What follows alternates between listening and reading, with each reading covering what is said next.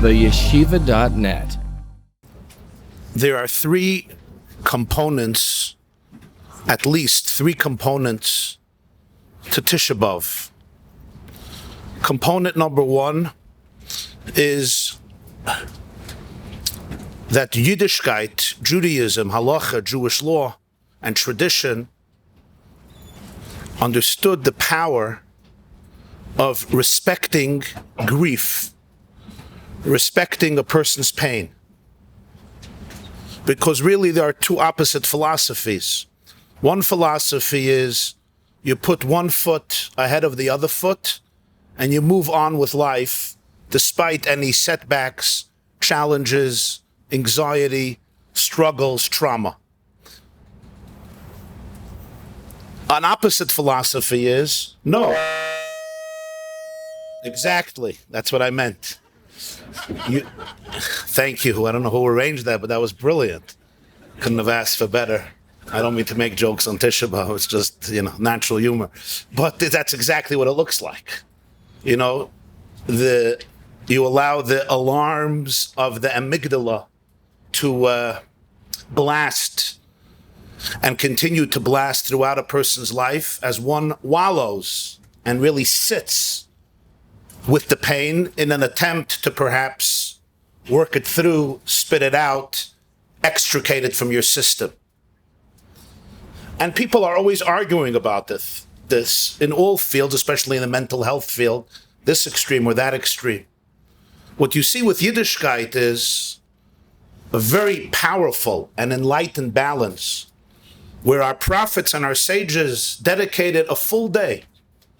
And one of the main functions and themes of that day is it's a day simply to experience one's brokenness, whatever that looks like, whether it's individual or collective, whatever it looks like in any person's life, in any milieu, in any generation. There was machzorim that used to say in certain places, kan tzarich lifkos. Here you have to cry. And I once saw it and I found it funny. It's like a comedian gets up and says, okay, I'm going to tell a joke. Guys laugh. You know what that looks like, right? Okay, now everybody should start crying. I mean, what's the point? It's ridiculous. I once heard from Rabbi Adin Steinsaltz, Rabbi Adin Even Yisrael, Zecharna Levracha, who recently passed away in Yerushalayim. And he said, you don't understand. He said, for Americans, it's hard to understand. He says, the Jews in Europe who were using that machzer, they could cry 24 hours a day, 7 days a week, 365 days a year. They had what to cry about. But they didn't. They moved on with life. But at certain moments you would say, okay, now you can open the faucet. So this wasn't something concocted or artificial. It was extremely authentic. So Tisha B'Av was designated as a day where a person is not only allowed and not only entitled, but welcomed to be able to experience the pain that exists in a person's life.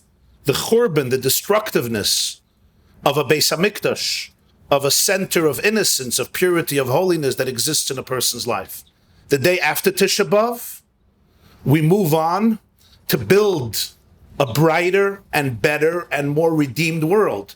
But on Tisha B'Av, it's a day that gives respect, a day where I open myself up with compassion to all and any brokenness in my life, in my history, in my system, in my home, in my family, in the life of my loved ones, my community, my friends, our people, and the world. That's function number one of Tisha B'Av.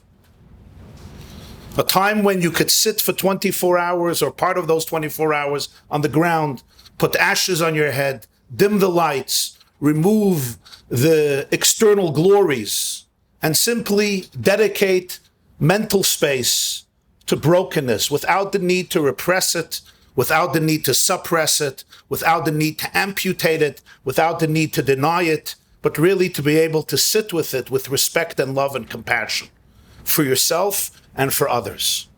Function number two of Tisha B'Av is no question the fact that we don't view history as something of the past, but there is rather, in the words of the Gemara in Hayriyas Daf Hey, Tzibur loy meis. The community never died. Individuals go through transitions from one world to another world. Tzibur, Klal Yisrael, it's the same collective body that stood at Har Sinai, that left Egypt, that built the first Beis HaMikdash and watched the destruction of the second Beis HaMikdash, that lives today and reads Eicha, reads Kinais, gathers, learns, discusses, cries. It's the same people. So when we were sitting last night on the ground or on low chairs and reading the words of Yirmiyah Hanavi, who wrote the 4 chapters of Eicha, the book of Lamentations, it's not just some nostalgia of an ancient event that happened thousands of years ago, and there's some cultural benefit in remembering it. It's rather the awareness that their story is our story, that the Jewish story is one continuous narrative that never gets interrupted, and each generation adds another chapter in Zes Sefer told us Adam, in that glorious book of life that begins with creation and leads all the way to Mashiach, to Geula. Every generation adds its unique chapter to a singular Sefer, to a singular book. So what happened to them, we don't want to detach from it. No, we continue to live it, to think about it, to appreciate their experience, and to ask ourselves, what is our role in continuing that story, enhancing that story, and ultimately bringing that powerful story of pain but of glory to its completion with a Geula Shleima b'meira b'yameinu. Amen. So that is the second function of Tisha B'Av, where all of Jewish history is part of the present. All of the past is part of the present, just as the future is part of the present. That knowledge that I'm not just an isolated creature living in 2021, wherever I'm living in the world, but I am a vibrant part of a living organism that has endured through thick and thin and has survived calamity after calamity, but not just to survive, to thrive and to come out more wise and blessed and perceptive and empowered and invigorated. And each of us in our own unique way is a part of that living story. That's another major theme of Tisha B'Av. And then, of course, there is the third theme of Tisha B'Av, equally important, or maybe the most important. Jews never believed that there is crisis that does not contain within itself seeds for opportunity. They say that the Chinese survived 5,000 years because the same character that they have for the word crisis, they have for the word opportunity. In Hebrew, it's much better. The word that we have for breakdown is mashber. Mashber is a breakdown. It's the same word used in Tanakh for a birthing stool, upon which women would traditionally sit when they birthed. Isha Yoshevet al HaMashber. She sat on a birthing stool. Because in the Hashkafa, in the Weltanschauung, in the perspective of Yadus, of Yiddishkeit, every mashber, every breakdown was really an invitation for a new birth. This does not eliminate the pain or the trauma, just as the birth of a new baby doesn't guarantee no birth pangs. And I certainly should not elaborate on that in the presence of all of the Nashim Tzidkanias who are here, not to make a fool of myself as though I know something about that. But what I do know is that if God would have entrusted childbirth to Adam rather than to Chava, he probably would have been the first and last man who ever existed. God chose Chava, who was rightfully named Aim Kol Chai. We're good, to display macho instincts, but when push comes to shove, Chava was Aim Kol Chai, the mother of all living beings. So the same mashber is also from the word psura. Psura, mashber, basar, like mevaser tov, kol mevaser v'oimer, because as systems break down, it's difficult. And one must sob, one must feel the pain, one must experience it. Because if I run away from it, I am not in touch with the breakdown that actually contains the seeds of rebirth.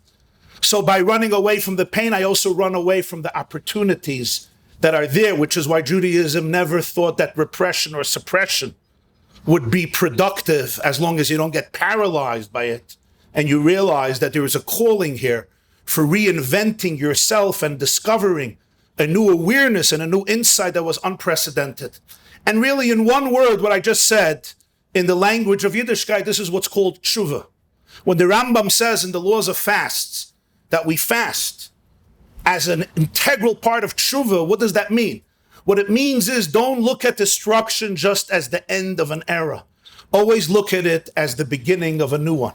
One door closes, but another one opens. One window closes, but another one opens. Rabbi Yashaber Soloveitchik once said, it says in Gemara, Menachos Daf Chavtesa Amud Beis, that when Moshe Rabbeinu went up to the mountain, he saw that the Rebbeinu Shalom Hashem was writing, preparing the Sefer Torah, and on top of some letters, he had these, what we call tagim, these little lines on 7 letters, Shatnas Getz. They're called kaitzim. They look like little thorns or little zions on top of some letters in a Sefer Torah. And Moshe asked, what are these for? Who's even going to comprehend them? And he said, there'll be one day a Jew, Akiva ben Yosef, Asid Lidroy shall kol kaitz v'kaitz tilei tilim shall halachos. On each little thorn, on each tag, he's going to expound mounds of halacha, mounds and mounds of halacha. It's for him. So Rabbi Yashaber homiletically said there's another interpretation to this, or a deeper level of an interpretation. Al kol kaitz v'kaitz. Kaitz means a thorn. Here, kaitz is just a euphemism for those little tiny zions on top of the letters in the Torah. If you saw them, you know what I'm talking about. They look like little thorns. But that's the expression, not al kol tag v'tag, al kol kaitz v'kaitz. Nobody like Rabbi Akiva personified the pain of destruction, because he didn't only experience the thorns of the Roman Empire conceptually, he experienced those thorns physically and literally, as the Gemara describes in Brachas Samach Aleph, how the Roman Rishayim tortured and murdered Rabbi Akiva approximately 60 years after the destruction of the second Beis HaMikdash, which happened in the year 70. Rabbi Akiva was killed after the Bar Kokhba revolt, which happened in the year 132, approximately after the Common Era. They literally punctured every part of his body. Masrekas shel barzel, with thorns. Al kol kaitz v'kaitz. But with each thorn that Rabbi Akiva saw perforated his body and the body of Knesset Yisrael, asid lidrosh tilei tilim shel halachos.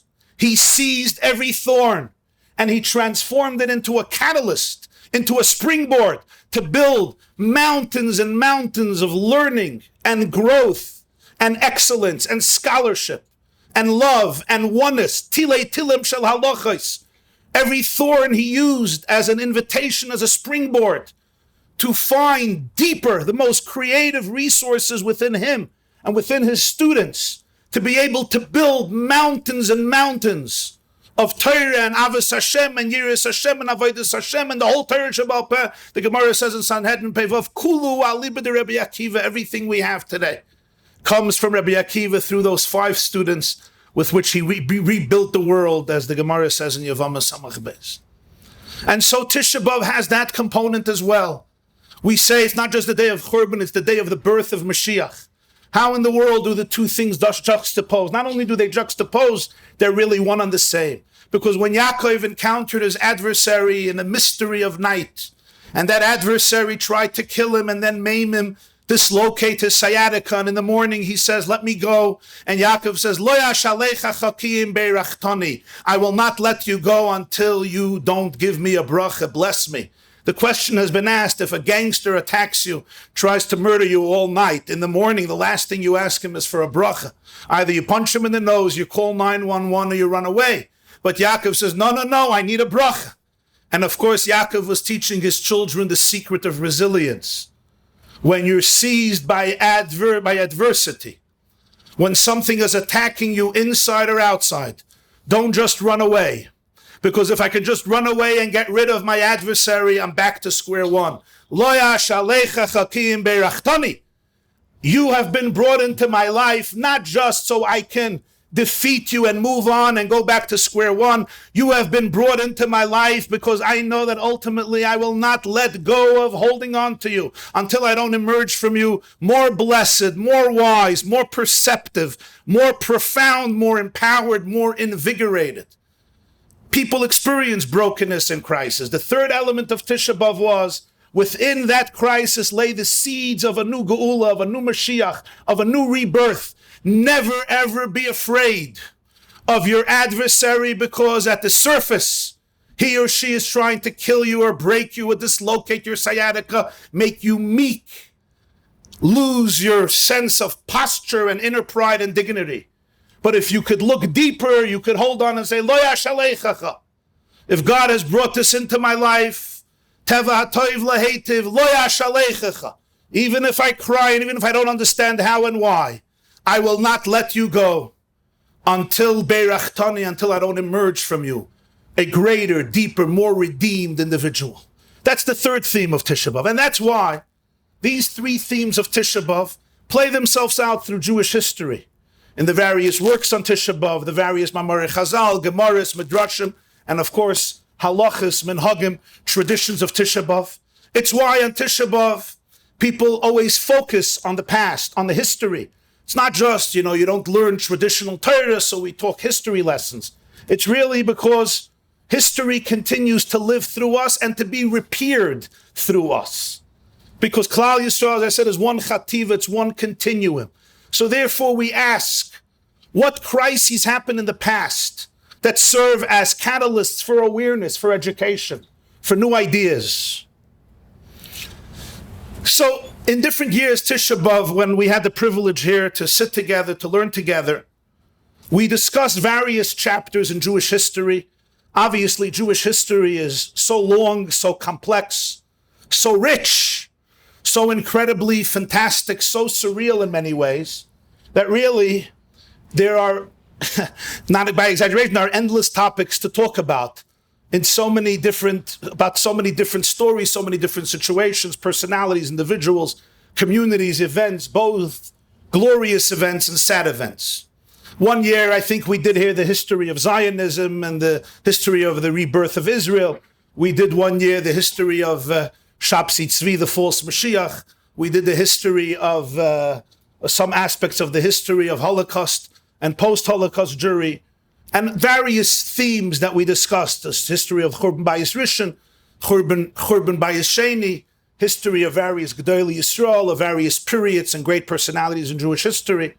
And today, I want to pluck out one story of Jewish history.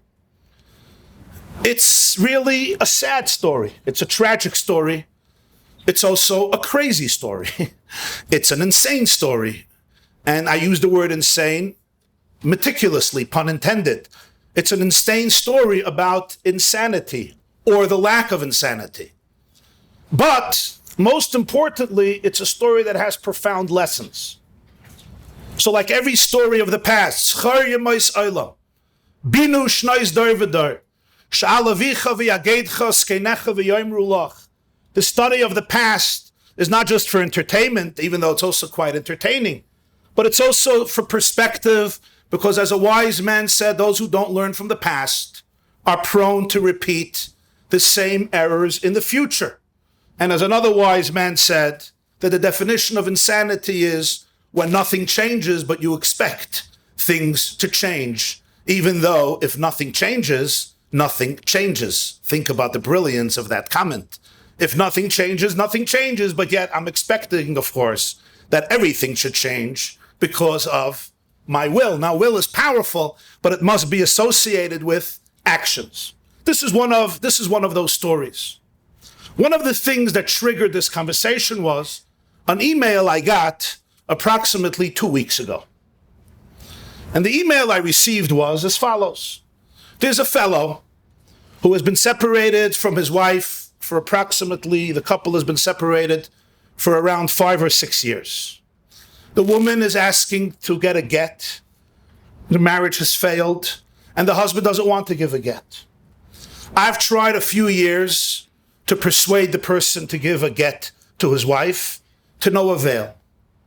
So I offered to create, just a few weeks ago, a meeting and go back to square one. And at the meeting, I would be present. The wife would be present. The husband would be present.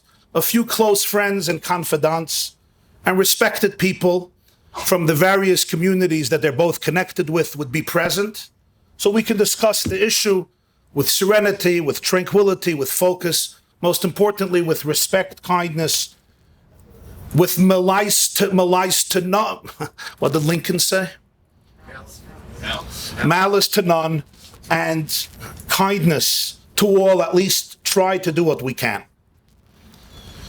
The meeting went for approximately 5 hours, give or take. I know I came home very, very late that night, and I had to be up early the next morning. So it went for a very long time, and it ended with a checkmate, meaning stalemate, I should say, not checkmate. Sorry, maybe that would have not been so bad. It ended up stalemate. You want to know what's the connection of the map in Germany to this story, right? The meeting did not happen in Germany, no. The meeting happened on 20 Forshay Road in Monsey, New York. I reached out to the husband a day or two later, and I said, I want to suggest something. And that is, I've watched you for 5 hours. I'm not quoting my email verbatim. It's not verbatim, it's just a concept. And I think that you may be suffering from certain symptoms that are really challenging your internal mental system. And maybe you should really find out who you are. Go to top experts and professionals, because there's certain behaviors that are probably making your life miserable, irrelevant of your wife and your family. And if you can find openness to discover yourself and see what is going on in you, you'll be able to have a much happier life. And the people around you will have a much happier life. This was my suggestion. And I identify, I'm not a doctor, I'm not a psychiatrist, I'm not a social worker, I'm not a therapist, and certainly I can't give a diagnosis of a very serious situation at all. I was just saying that from my limited knowledge, I saw a display of certain types of behaviors, and I think it would be worthwhile for you to really go on a journey of self-discovery. The response I received was, a day or two later, from this person was, I followed your advice, and I went to one of the top psychiatrists, and I displayed and I shared everything about my life and my past and my mother, father, Holocaust survivors, and how I grew up and where I grew up, and everything about my personality and my identity and my nurture and my nature. And he's an eloquent writer, a graduate of a very distinguished university, so he has good prose and good English. It wasn't Atzebrach in Yiddish or Atzebrach in English. He's not an Amaretz in 3 languages, Hebrew, Yiddish, and English, as other emails one gets. It was very eloquent. And he goes through, and he says, and indeed, the top expert declared me mentally ill, mentally incompetent. And therefore, Rabbi Waiwai, of course, somebody who's mentally incompetent is not capable of giving a get, because a get has to be done willingly. And since now, at your behest and with your encouragement and inspiration, I found out that I'm completely mentally ill. So therefore, of course, until I become mentally healthy, I should not be giving a get to my wife, because it would be invalid. And if she remarries, the kids will be mamzerim, Rahman al-Itzlan. And he signs off on the email. Okay? What comes to mind? Okay, so first, you want to punch the screen, hoping that the screen will pass the message on. The problem is, from experience with previous emails, I know that doesn't work. Somehow my screen, even though every action has a reaction and it vibrates through the universe on many levels, I don't know if he's going to hear that vibration. I know God will hear it, other people will hear it, but I'm not sure he would hear it. So punching the screen was an instinct, but not really an effective solution. So you take a deep breath, you meditate, you reflect, and you ask, what's the right thing to do? What does God want me to do at such a moment in order to help out one of his suffering children? In this case, it's more than one, because a whole family really is affected by this, and more than a family. And of course, it brings to mind, conjures up images and ideas, and it brings to mind one of the most interesting and fascinating responsa in Halacha. Now, Halacha has so many angles to it, but one of its most interesting angles is the literature we call Shailas Utshuvas. Shailas Utshuvas means questions and answers. In English, they call it responsa, from all of the great giants and luminaries throughout the generations, because while the texts of law just discuss the laws. It's the responsa that give you insight into the cultural events that triggered certain conversations and debates. So they're not only about law, they're about stories and events that were addressed by the contemporary sages and rabbis who had to deal with it. One such responsa comes from the year 1929. Tov Reish Pei Tes, by, of course, one of the greatest halachic poskim and authorities of the previous generation who passed away, Tovshin Mem Vav, 1986, and that is Reb Moshe Feinstein, Zecher Tzadik Levrach. Shal Setshuvas Igris Moshe Evena Ezer Chelik Aleph Simen Kuf Chaf. Yud Gimel Elul, the 13th of Elul, Tov Reish Pei Tes, 1929. Reb Moshe is still a rabbi in Russia. Russia has now become completely communist after the Bolshevik Revolution in 1917 and 4 years of bloody civil war. Ultimately, the Reds defeat the Whites, and Vladimir Lenin rules the Soviet Union with an iron fist, killing millions, of course, with his right-hand men, the Jewish Leon Trotsky, whose real name was Leibele Bronstein, and Joseph Stalin, Yamach Shemoy. When Lenin dies in 1924, Stalin manages to neutralize all of his potential enemies, including Trotsky, who's ultimately exiled from the Soviet Union until Stalin's agents catch up with Trotsky and axe him to death in August 1940 in Mexico. Stalin is now the tyrant of the Soviet Union. He would remain the tyrant of the Soviet Union for 30 years until his unexpected death the week of Purim, March 1953. Reb Moshe remained in Russia during the 1920s, even though it was almost impossible. All of Judaism, most of Judaism was destroyed. The Yevsektia, which was the Jewish section of the Communist Party, managed in 9 years to do to Judaism in Russia what has not been done by the Enlightenment in 200 years. Incredible what the Yevsektia did from 1919 till 1929, until, of course, Stalin shot them all because they too were too Jewish, even though they dedicated their lives to uproot Judaism. But that's not our topic today. Our topic today is the context where this letter is written.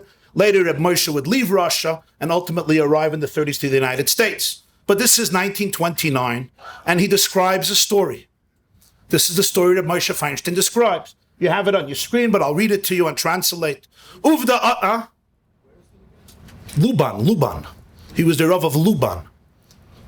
Uvda, he replaced his father, Reb David.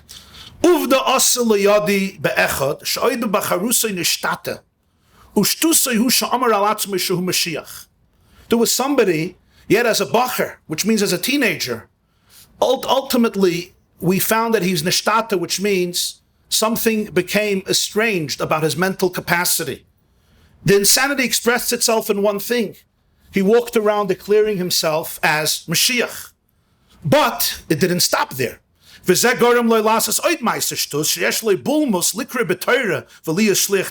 know such people? There's another Meiser Shtus insanity. He has this bulmus, this obsession that he has to be the Balkaira. He has to read the Torah. You know, without that, there's going to be cardiac arrest. He also has to be the Chazan. Okay, a lot of people want to be the Chazan. Come on, you all go to Shuls. Some people will do anything to be the Chazan. Some people will do anything to get the Aliyah. And if you don't give them the Aliyah or allow them to be the Balkaira, they may not be on speaking terms with you for 20, 30, 40, 50 or 60 years. I mean, this is how some shuls work. Present company excluded. If you don't let him, he will fight. He will get into a fist fight. He wants to Sefer Torah.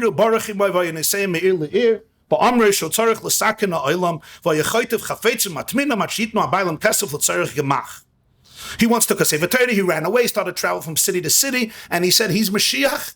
His job is to repair the whole world. He would seize objects from people, hide them until the owners would give him money, which he needed for charity purposes. Why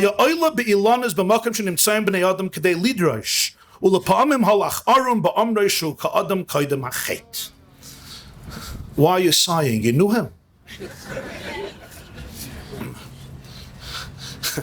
You are reminding me of a story. I do have to tell you the story. Friday, one of the great Chabad Hasidim passed away. His name was Rabbi Yoel Kahn. Rabbi Yoel Kahn was the chief chayzer, oral scribe of the Lubavitcher Rabbi. He passed away at the age of 91. So he once shared a story that in the early 50s, he went to a shul. And he gave a drush, he gave a shir in the shul. And in the middle, he quoted a famous letter of the Baal Shem Tov. The Baal Shem Tov writes a letter to his brother-in-law, Reb Gershon Kittever. And he says that Rosh Hashanah, Tov Kov Zayin, 1746, his soul went up to the Heichel, to the Gan Eden. His soul, he had Aliyas Neshama, his soul ascended. And he visited the chamber of Mashiach. And the Baal Shem Tov asked Mashiach the famous question, Eimosai ka'asimar? When will you come? And Mashiach answered, quoting the pasuk from Mishlei, L'chsheyafutzu ma'neisecha chutza. When your well springs will be disseminated everywhere, outwardly, to the forest places in the universe and in the soul, when your well springs, when the Baal Shem Tov's well springs will transform the world, that means I'm here. That means the Geula consciousness took over the world. The Baal Shem Tov writes this in a letter. So Rabbi Yoel said over this story, this letter of what the Baal Shem Tov writes to his brother-in-law. So there's a person in the shul, and when Rabbi Yoel finishes the story, he says in Yiddish, Ich gedenk nicht. I don't remember. So Rabbi Yoel says, well, it's printed in the back of a sefer called Ben Peiris Yosef, by the Toldos Yaakov Yosef, a student of the Baal Shem Tov. In the back, they printed letters, and this is one of the letters. The man says, Ich gedenk nicht. I don't remember. He says, well, you probably read the letter a long time ago, but if you look at that sefer, I don't know if the shul has that sefer, you look. He says, Ich gedenk nicht. So after a few times, he says, okay, look it up. Afterwards, the Rav came over to the bill and says, you don't understand. It's not the letter that he doesn't remember. He actually believes that he's Mashiach. So when you said that the Baal Shem Tov had this conversation with Mashiach, he was like, I never remember having such a conversation with the Baal Shem Tov.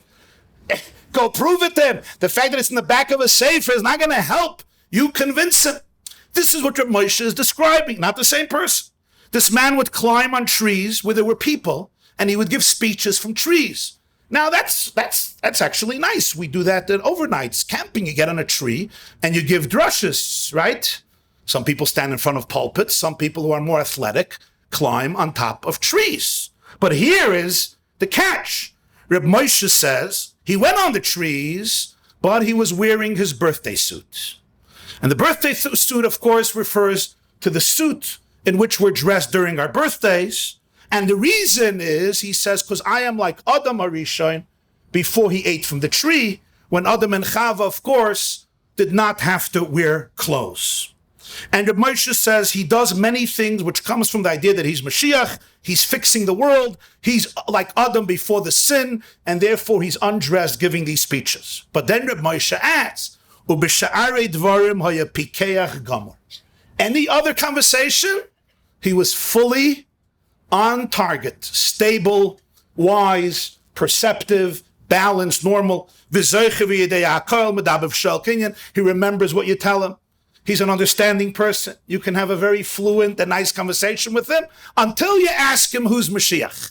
The moment you ask him who's Mashiach, until you find him on top of a tree, dressed like Adam before he ate from the tree, that's when you realize there's something seriously off. Now, it's a long tshuva.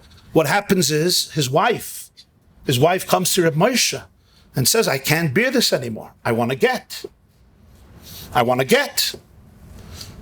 He's a good guy. And there's moments that the relationship is fine. But to have a husband, and then I hear from the street that he's on the trees without clothes, giving lectures, you understand this was too much for this Jewish wife to bear. And the question was, can such a person give a get when a get has to be done with volition, willingly, when there's obviously a serious challenge? Reb Moshe goes through a whole tshuva, goes through the entire literature of the conversation in Mishnah, in Gemara, in Rambam, in Tur, in Shulchan Aruch. The Shilas Tshuva is the responses that come in later generations until he comes to the conclusion. One of... Can he give it when he's saying, when he has those same moments? Okay, good question. So you're saying when he's sane, he has a sane moment, he's fine, let him give the get at that moment.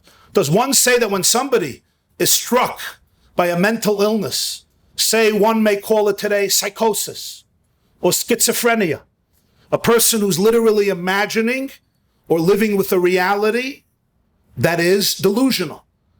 A mania, a form of mania in the bipolar mental illness. But there's other moments when that person is as sane as anybody else, and sometimes far smarter, far more perceptive, far more spiritual, and also far more sensitive.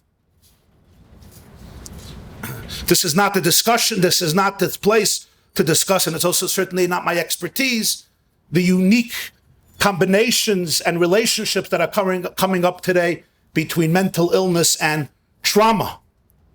And the fact that mental illness is often a display of souls that are much more sensitive, much deeper, much more perceptive than most others. To use Kabbalistic language, the lights are greater than the vessels, and therefore the vessels break in a process known as Shviras HaKelim.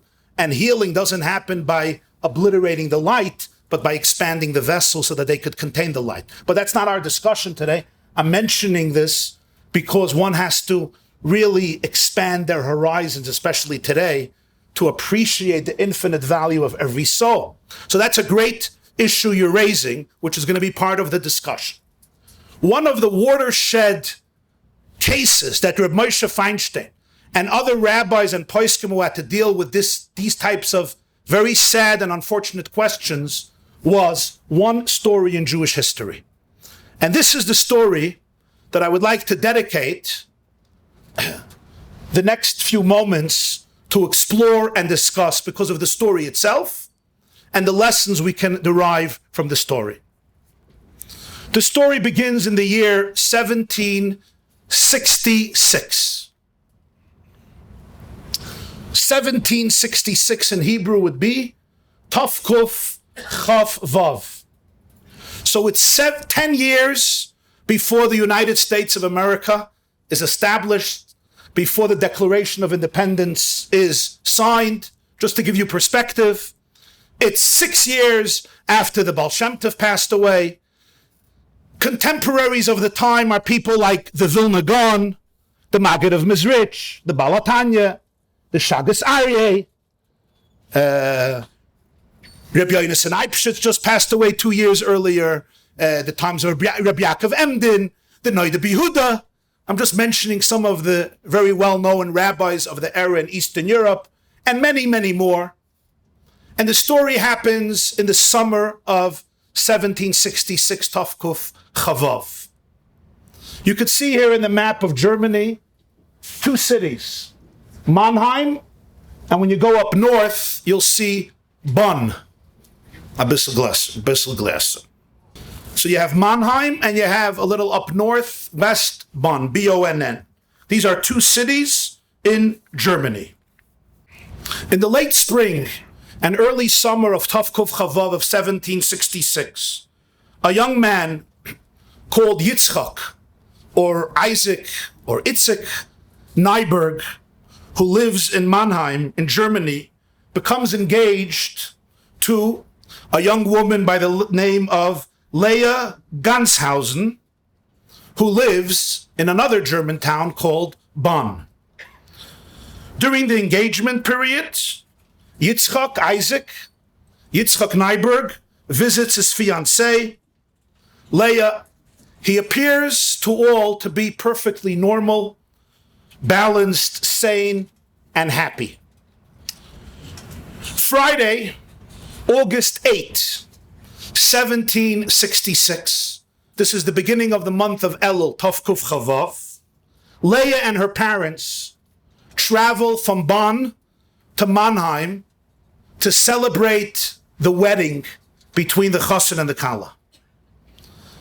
They arrive in Mannheim. They're going to join Yitzchak, join his father and mother, and of course all the relatives for the wedding that's going to take place the following Tuesday, which is going to be Ches Elul Tafkuf Chavav, the 8th day of Elul. Now you're wondering how in the world do we know about a wedding that happens in Mannheim between 2 young Jews, a man and a woman, with a date, with a place, where they come from? Of course, we would have not known about it. And at this point, everything seems to go smooth, and it would be one other wedding, B'Shah Tova Mutzlachas, breaking a glass, wishing them mazel tov, and letting them move on with their life. If not, for quite fantastic and strange and tragic events that occur afterwards, which not only affect this couple, obviously, and their families, but somehow most rabbis of the generation are now involved in this particular shidduch, in this particular wedding. Among the friends of the family who came from Bonn to Mannheim to join was a cousin. He was a rabbinic scholar. He was a great Talmud Chacham. His name was Reb Aaron Shimon Copenhagen. He joined the Kallas family, he was their cousin, to come to the chasana. Friday night, this is the Friday night before the wedding, the meal passes without incident, everything seems fine. Shabbos morning, something was not right. People notice that Yitzchak, Isaac, the chassan, is agitated. He's restless. He's pacing the home back and forth. He's talking to himself. Something is sitting in his chest. Leah's parents, the Kallas parents, naturally begin to worry. His demeanor is so strange, they're suspecting something is wrong. So Leah's parents sit down with their future son-in-law, Isaac Nyberg, and they ask him what's going on. And he says, I'll tell you, my father promised me an apartment in Mannheim. His father was a well-to-do man. But now I found out that he's giving that home to my sister and her husband, the doctor. Even though he promised us another home, but it's not comparable to the first home, and I'm not going to have a place where I'm going to be able to be comfortable with my kala and be able to raise children in prosperity and comfort. Oh, that's the issue? Okay. So let's talk to the Mechutin. So they have a conversation with the Mechutin, with Yitzchak's father, the chassan's father. And they explain to him the source of the agitation. And he said, okay, no worries. He'll get the apartment, it's fine. He doesn't have what to worry about. Okay. Everybody calms down. Things seem to have been settled. He was agitated for this one purpose. The wedding happens Tuesday night. Those who were present, we have a record of it, described the wedding to have gone very well. The chassan behaved well. He was dignified. He even spoke words of Torah. He gave a drasha. They even interrupted his drasha. As the writer who was present at the wedding says, the way in the Ashkenaz we do it, just in case somebody's in Amaretz and doesn't have what to say, we interrupted drasha with song, not to embarrass him. So we did that, of course, and everything went fine. But the following Shabbos, the Shabbos of Sheva Brachos, Shabbos morning comes. Friday night meal was fine. Shabbos morning comes. Everyone is waking up in anticipation. It's going to be a beautiful Shabbos of Sheva Brachos. The chassan is nowhere to be found. Yitzchak Nyberg has disappeared from the face of the horizon. They right away involve Gentile authorities to begin a search. A search warrant goes out to be able to find the chassan. Not only did he disappear with a very large sum of money on Shabbos morning, 94 gold crowns, a major part of the nadin, of the sum that he got from his father-in-law, from Leah's father, as a new son-in-law. This was obviously very unorthodox behavior for an Orthodox Jew, to put it mildly, to leave on Shabbos morning, to go out of the city if you went out of the city, to go with money, to disappear in the middle of his Sheva Brachos. Everybody panicked. His parents panicked. The Kala panicked. Her parents panicked. And everybody began a search for him. He was eventually discovered hiding under some hay in a farmhouse belonging to a non-Jew in another little town called Fahrenheim, which was about a 4-hour journey from Mannheim. So you could see here in Mannheim, a 4-hour journey was Fahrenheim, where he was hiding by this non-Jew. They managed to bring him back to his parents' home. He was extremely agitated, and he kept on saying, I have to run away. I have to escape government agents who are looking for me and trying to kill me. Simultaneously, the two families, and maybe because of this, or maybe not because of it, the two families start bickering over financial support for the couple. What are you going to give? What are you going to give? They bring in a mediator. The mediator settles the dispute. They come to an emek hashava, to some form of peaceful reconciliation. As part of the new agreement, they agree that instead of the kala moving in here with the chassan to Mannheim, let the chassan travel to her city, to Bonn, and let them live there at least for the moment, until things calm down. Perhaps it would be much better for everybody, as he'll go to a new city, and everybody is happy, especially Isaac, who seems to be delighted that he's leaving his city, Mannheim. Okay. 1 week after the wedding, it's August 19, 1766. The young couple leaves Mannheim and they begin their journey back to Bonn together with Leah's parents and the friends who attended the celebration. The following night, they're at a Jewish inn near Mainz. There's a conversation in the inn, and there is discussion in the inn about this man who ran away last Shabbos from his bride. When he hears that the innkeeper is discussing this, he becomes agitated again. They calm him down, but they're concerned. He seems extremely agitated. They continue to Bonn. They finally arrive there on Friday before Shabbos.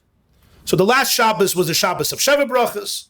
This is the next Shabbos. They are now in Bonn for Shabbos. He comes to davening. He gets an aliyah. He's a chassan. It's a happy Shabbos. People think perhaps everything has settled down. But beneath the surface, nothing was settled. He was in turmoil.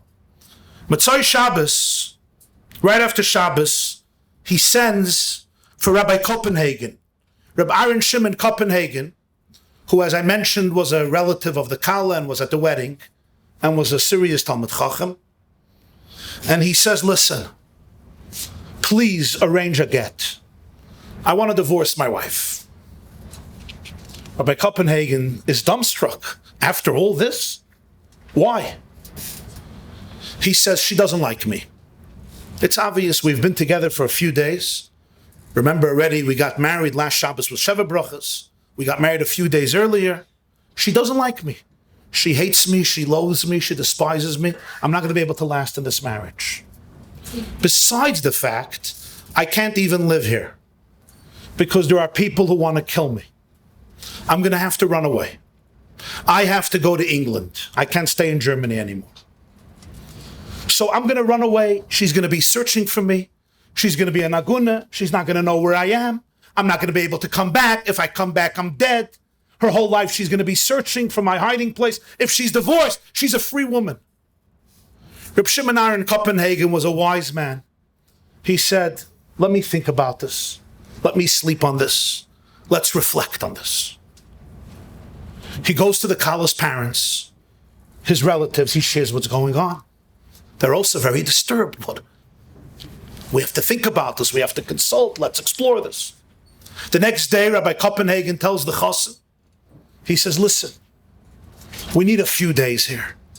Let's do this with Yeshiva Das. Let's figure things out. He says, listen, I don't have a few days. I'm going to be dead. And I need to save my life.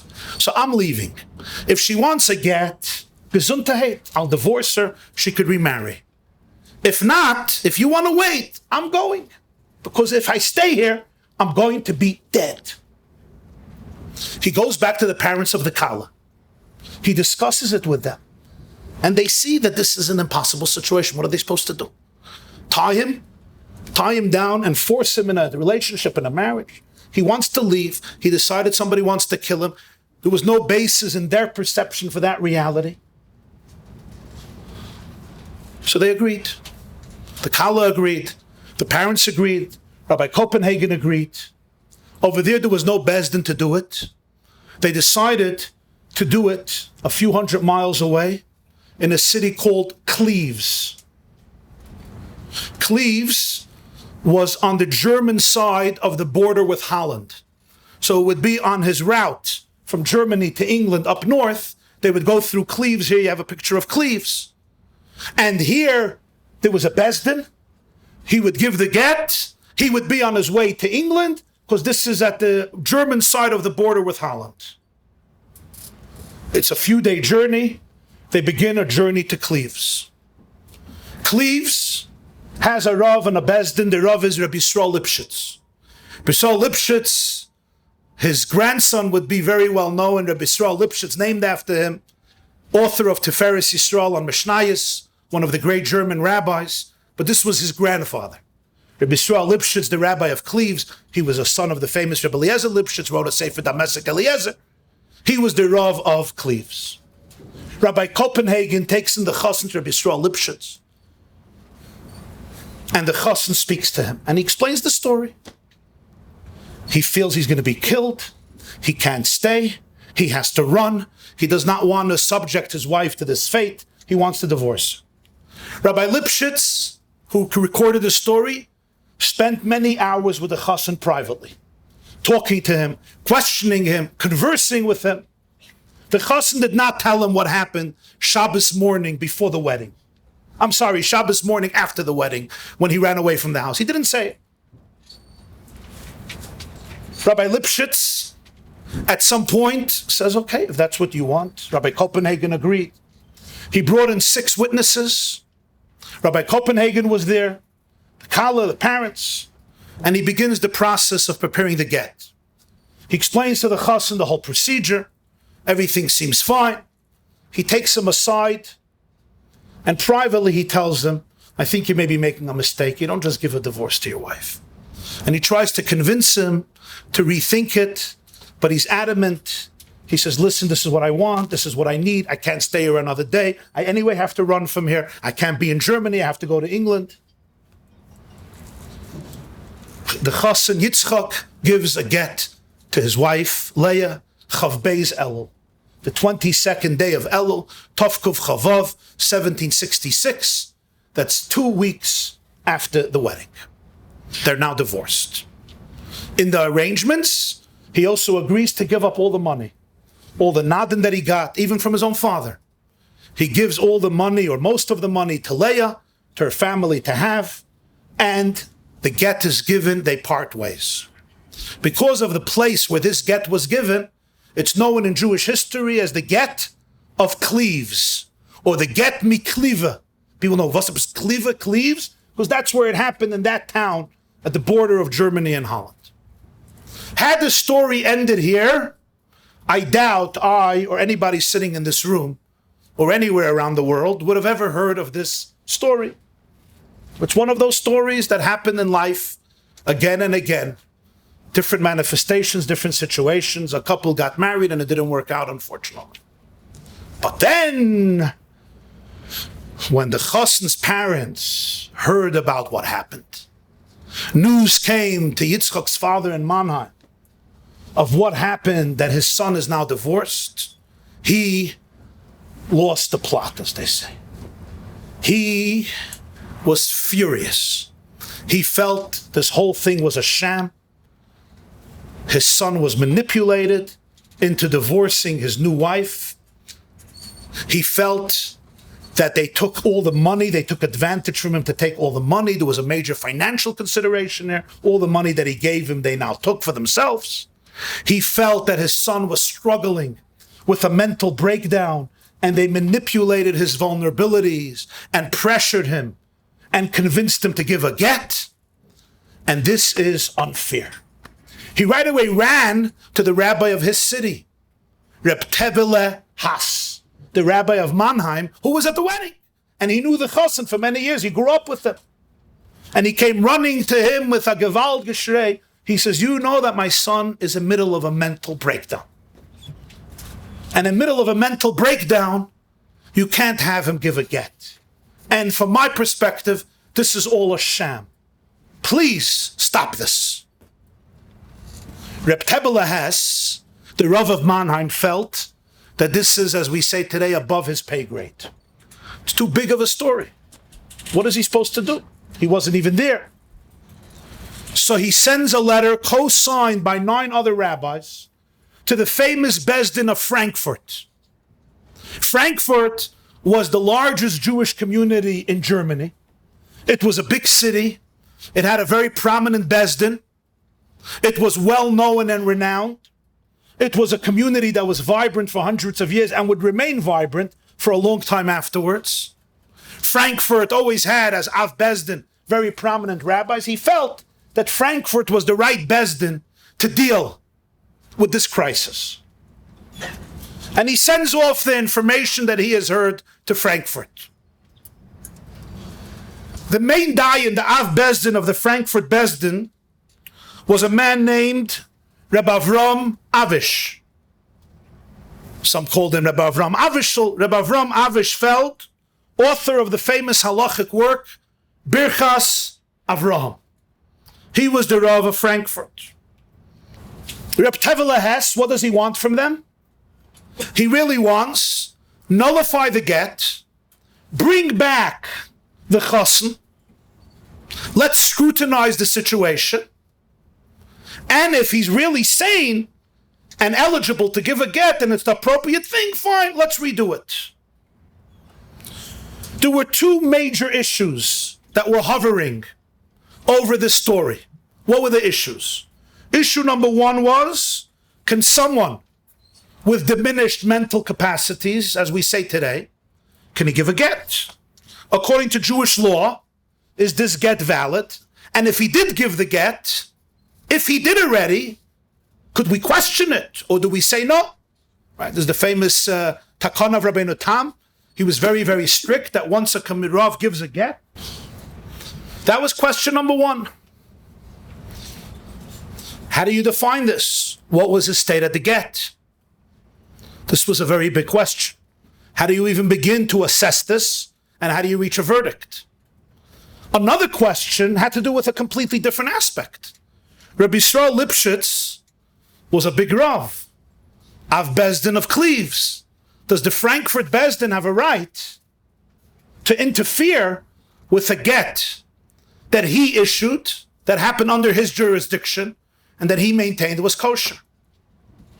What you would think was a legitimate halachic question and debate, sometimes hard to understand retrospectively, it became a machlokes, a dispute that literally engulfed almost every single important rabbinic figure, almost, not all, but almost every important rabbinic paisik who lived at the time. Exclusion of a few people you could count on your hand. The Vilna Gaon, it seems, wasn't involved. Maybe another 2, 3 that we see were not involved. Everybody became involved and everybody had an opinion. The Frankfurt Bezdin decided that the get was invalid.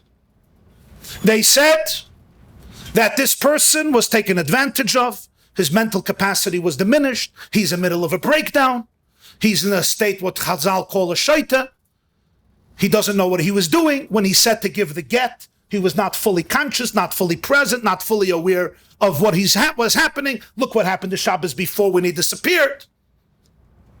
This was their perspective. Rabbi Yisrael Lipschitz was not even told what happened to Shabbos before that he ran away. If he would have been told, he would have understood that you can't make such a person give a get. This was their perspective. When Rabbi Yisrael Lipschitz heard about it, he issued forth a letter where he described everything that happened, and he said it was irrelevant. Even if I know that he ran away the Shabbos before, I have spent with him a whole day. The man was completely sane. First of all, there's no proof that there was a mental breakdown. We know that there was strange behavior that happened Shabbos morning. Who knows? Maybe somebody is chasing him. You're calling it psychosis. You're calling it today schizophrenia. We're not sure. Maybe yes, maybe not. Even if yes, it seems like a psychosis. Maybe this was an act on his end because he didn't want to be married. Maybe. And regardless, they said, even if he was in the middle of a breakdown, and even if this was happening to him, and even if everything they say is right, isn't the Halacha in Shulchan Aruch, itim chalim, itim shaita, in Even Ezer, if at times a person indeed is not stable, but at other times they're completely sane and stable, and that's when they said to give the get and they issued forth the get. That's what counts. And Rabbi Yisrael Lipschitz says, I was there. Rabbi Copenhagen says, I was there. There were 6 objective witnesses who were all there and watched the procedure. They fabrained with him during the day, and they said there was nothing unusual about his behavior. He was stable. He was mentally competent. He was relatable. He was extremely understanding and perceptive. Letters began flying back and forth. The Frankfurt Besdin began a thorough investigation. Chanukah, they invited Rabbi Copenhagen and others from Bonn who were at the get to come testify in Frankfurt. Rabbi Copenhagen was sure they're just doing this to save face. And the moment he tells them everything that happened by the get, the rabbis of Frankfurt would say, okay, fine. So he came, he spent there 3 weeks. He testified, everybody else testified. He thought the story would be over, but the rabbis of Frankfurt did not back down. They said this was a get that should have not been given. This woman is not divorced, and she's not allowed to remarry. In the meantime, right after this happens, Reb Tevele Hess suddenly passes away, which means the rabbi from Mannheim, the friend of the chassan, the friend of the father of the chassan, who's the one who started the whole issue because the father came screaming to him, he suddenly passes away. Now, really what he wanted was that Frankfurt should nullify the get, bring the chassan, figure it out, and then see if you can give the get, and then re-give the get. But now he was gone, and a whole other situation took over. Frankfurt began saying, we're the most prominent Besdin, we have the authority. She is obliged to follow our authority. Rabbi Yisrael Lipschitz, the Rav of Cleves, felt personally offended, and he felt that this was completely unfair. He was a Rav. He did his own investigations. Maybe he didn't know all the facts, but he felt that that wouldn't affect the halacha. And he began defending himself emphatically and strongly. In fact, he would publish a whole sefer. He would publish a whole sefer called Yisrael, from a Rav HaMeforsim Rabbi Yisrael, which would be dedicated to the whole story and to the whole literature around this get, including all the letters he received in response to his letters from rabbis all over Eastern Europe. Rabbi Copenhagen, who was at the wedding and at the Sheva Brachas and at the get, recorded the whole story as well, defending the get. What happens now is, within a few months, every single Rav in Europe, besides the Frankfurt Besdin, approves of the get. Everyone, besides the Frankfurt Besdin, everybody approves of the get. Rabbi Lipschitz and many others asked the Frankfurt Besdin, you never even saw the chas. You never even spoke to the chas. You're relying on his father, and Reb Tevele Hess. There was a crisis, there was an issue, but Germany has an old takana. One Besdin can't interfere with another Besdin. If it's a real Besdin, if it's real Torah, real halacha, real people, you can't just nullify a get of Rabbi Lipschitz. And besides, give us all your reasons why the get is nullified. And they write back, we are one of the most prominent Batei Din, and we don't have to give our reasons. A major controversy erupts. Now there's hundreds of pages about this controversy that one can research in Yisrael. Another sefer came out, Or HaYosher. This is all from those days, published those days to record the story. Who defends the get of Cleves? Who are the types of people that defend this get that was given in Cleves, arranged by Rabbi Yisrael Lipschitz, from Yitzchak to his Kalaleya? Who's behind it? So you have Rabbi Yaakov Emden. Rabbi Yaakov Emden was considered the preeminent statesman of the Europe Rabbinate. He would still live another 10 years. Rabbi Yaakov Emden, one of the great scholars of Germany and the author of dozens and dozens and dozens of books, he completely defends the get of Cleves. The Shagas Aryeh, one of the greatest Go'onim of the generation, Rabbi Leib Ginsburg, the Rav of Metz of France, the author of Shagas Aryeh, of Turei Even, one of the Go'onei Hadar, absolutely defends the get. And so if you go around, you go through the roster, the Frankfurt Besdin, at this point, they know that their position is quite controversial. So they reach out to a very interesting figure to try to intervene. They reach out to the former Frankfurt Rav, a man who was today the Rav of London, the chief rabbi of London, and his name was Rabbi David Tevele Schiff. And they knew him well because he was once in Frankfurt, and they asked him to find the chassan. Go find the chassan. Interview Isaac in London. He ran away to London. And let's see if he's sane now or he's indeed suffering from mental illness and maybe terrible mental illness, as his father claims that he is in the middle of a terrible mental breakdown and situation. Rabbi Schiff goes out. He locates the chassan. Now he's not a chassan anymore, the former chassan. He meets with Yitzchak. They speak for a long time. He writes a letter back to Frankfurt. And in the letter back to the Frankfurt Besdin, he says, Isaac is completely sane. Yes, he admitted that during the time of the wedding and the divorce, he was agitated and that his behavior was objectively irrational. He said that he had a situation, he was not being rational, but he says now he's completely sane.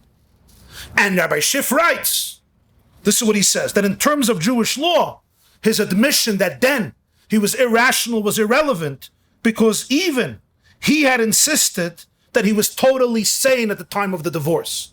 So even if you want to say that this was a serious mental breakdown, and that time if he would have given a divorce, indeed, he was not the person giving it consciously, but the time that he said to give the get and he gave the get, he was not in the middle of an episode. And therefore, according to the Shulchan Aruch and according to the Psak Halacha of most poskim, it should be fine. And therefore he writes, I quote, if the present Besdin, even had he insisted he was totally insane at the time of the divorce, even if he said so, if the Besdin who did the divorce examined him and they said he was not insane at the time, they should be trusted. This is the letter that comes back to London. One of the most famous, to Mannheim. One of the most famous European rabbis of the time was Rabbi Shul Lowenstein. Reb Shul Lowenstein was the famous Rav of Amsterdam, known as Reb Shul of Amsterdam. He hears about the London interview with Isaac. So he writes to his cousin, he has a cousin, Reb Meshulam Zalman Emden, who was also a resident of London, who had another community there. And he asks him, you also go meet Isaac and report back to me. This is Reb Shul of Amsterdam, was considered one of the Poiskei Adar, one of the Goynei Adar. His cousin, Reb Meshulam Zalman Emden, locates Isaac. He locates Yitzchak Neiber. He meets him. He writes back that the meeting went well. He seems lucid and rational. This new evidence comes to the Frankfurt Dayanim. They hear that the man seems fine. So they demand that the Rav of Amsterdam sends it to them immediately on the basis that they were the sole arbiters of the validity of the get of Cleves. Reb Shul says, I'll send you a copy of what I received, but you cannot have sole jurisdiction over this case. You didn't marry them. You didn't divorce them. You didn't even meet him. The Rav of Mannheim asked you to get involved. Where did you become the sole balabatim, the Besdin HaGadol over this case? He says, I don't understand. I see that the get is valid based on all the evidence that's happening. And therefore, I completely disagree with your tenacious clinging to the idea that the get is nullified. The Frankfurt Dayanim did not back down. They said they were the ones who collected all the testimony from Europe, and therefore they were the ones entitled to give the psak din. And they said that According to their opinion, the get is still nullified. What happens now is Leah's parents are very agitated. Just as the Chassan's parents are agitated, they're agitated about what's going to happen to their daughter. Their daughter is now going to be an aguna. She won't be able to remarry. She doesn't have a second get. They define him as mentally ill. So they write letters. They have, of course, the support of the Rav of Cleves.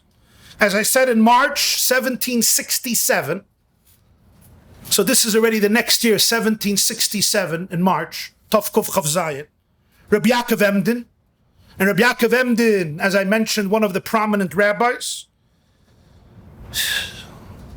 he writes back to the Yisrael Lipschitz. He reviewed everything. The get is valid. Leah could remarry. As I said, the Shagas Aryeh writes, Leah could remarry.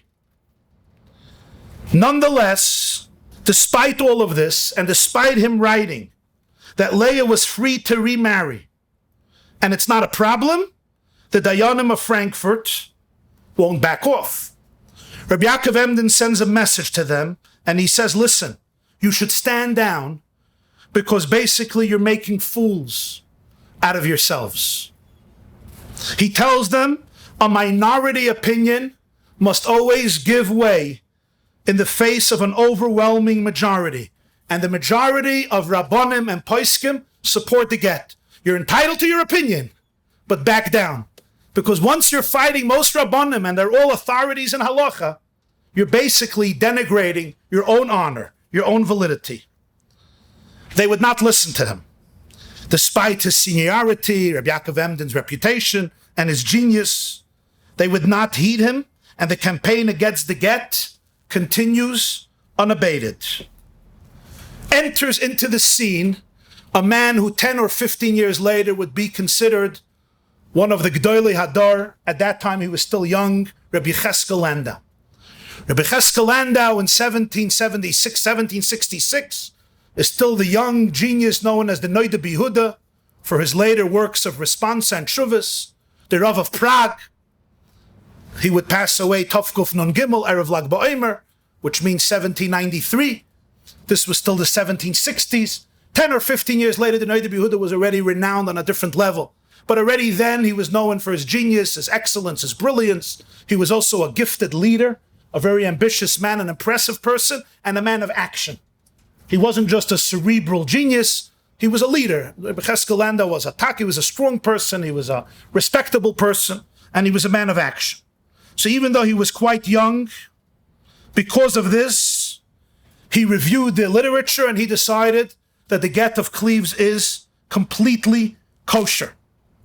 Nonetheless, he felt that Rabbi Lipschitz of Cleves should try and negotiate a face-saving meeting with the Rabbanim of Frankfurt. Even though he's right, just for the sake of peace and to let it settle in tranquility, this is what you do. You have to go with seichel, with sensitivity.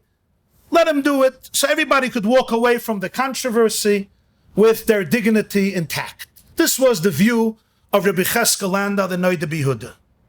This was a positive approach, and he started the process to make this happen, to make this meeting happen. The two great sides of this conflict, Rabbi Lipschitz and Rabbi Avram Abish from Frankfurt, let them meet and reach some emek hashava. After letters back and forth, the Noida B'Yehuda realized that the Bezdin of Frankfurt were not ready to compromise in any way. They believed that this get was annulled. They felt that they were denigrated and embarrassed and humiliated. They felt that she cannot remarry. She was not divorced. Once he realized this, the Noida B'Yehuda immediately issued a ruling validating the get, and in his pronouncement he rebuked the Frankfurt Dayanim for being stubborn, for claiming sole jurisdiction in this case. He suggested that they immediately reverse their decision in accordance with Halacha, which says, Achrei Rabbim Lahatis, you have to follow the majority view. He is writing in that letter, he writes that he knows and he's sure that their intentions initially were positive, that they really acted in good faith, and that they're trying to follow their religious convictions, and they feel that the get is not valid. But he says, but now, not complying with any other posek is not something that we can tolerate. He says, I understand. Initially, I respect your view, but he says this is really not something that can be tolerated. It's a breach of halachic procedure. It's a breach of how halacha and the Messiah has been running for thousands of years, and therefore he had to state the truth that Leah could remarry a man immediately. He says Leah should wait for a full year since the divorce, just to give the Frankfurt Dayanim time to reconsider their position. So it shouldn't have to be a machlokes, even though she's allowed to remarry. Rabbi Avram Avish of Frankfurt and his Dayanim ignored the Noida B'Yehuda's suggestions. They were not looking for any exit strategy. In fact, they were determined to see everybody else surrender to their position and disqualify the get. When the Noida B'Yehuda saw this, he decided he has to act. Now let's see something that the Noida B'Yehuda writes. I don't know if, okay, yeah, you'll see it. It's printed in Ur HaYashar Siman Lamed. A long letter of the Noida B'Yehuda. A long letter. But a few words I want to mention. Take a look in the second column. This is the Noida B'Yehuda writing, okay? Second column, around 10 lines from the top. HaMesader HaGet, Hu Chacham B'Yisrael. He goes on with many titles. Rabbi Yisrael. Va'ata Aryeh Shag Mila Yira. The lion has roared. Allah Aryeh Misubchai Imbadei Guroisov. The lion has risen from the den with a bunch of cubs. Who's the lion? The lion is Rabbi Avram Avish, the Rav of Frankfurt, with a bunch of cubs, meaning all of his supporters. And they come and say that she is an Eishes Ish and she can't marry. And he says, they say it's batal, she can even marry a Kohen. In other words, there's absolutely no divorce here. These are the words. And he continues, Ha'isha hanal tzayekes grushani. The woman is saying, I am a divorced person. Why are you saying that I'm not divorced? And the Rav who did it says that there is jealousy here, there's politics here, there's hatred here, they don't like him. The whole get was kahalacha. And it's not fair to nullify the get. He knew exactly what he's doing. He's a gadol b'Torah. And then when he asks them to explain why they're nullifying it, they say, we don't have to explain. Kach ala b'machshava lefaneinu. We don't have to answer to any chacham Yisrael. And the Noida B'Yehuda says, Shumu shamayim al zeh. This is not right. Me oilam lo shamanu me'avaseinu skeinenu kazeh. We never heard from our forefathers such a behavior. Va'adirabah. Me oilam kol chacham Yisrael hoyamiritzim tshuvayseyim zeh zeh. Listen to what he writes. All the sages, they used to communicate. The way it works in Judaism is great people listen to smaller people because nobody owns truth.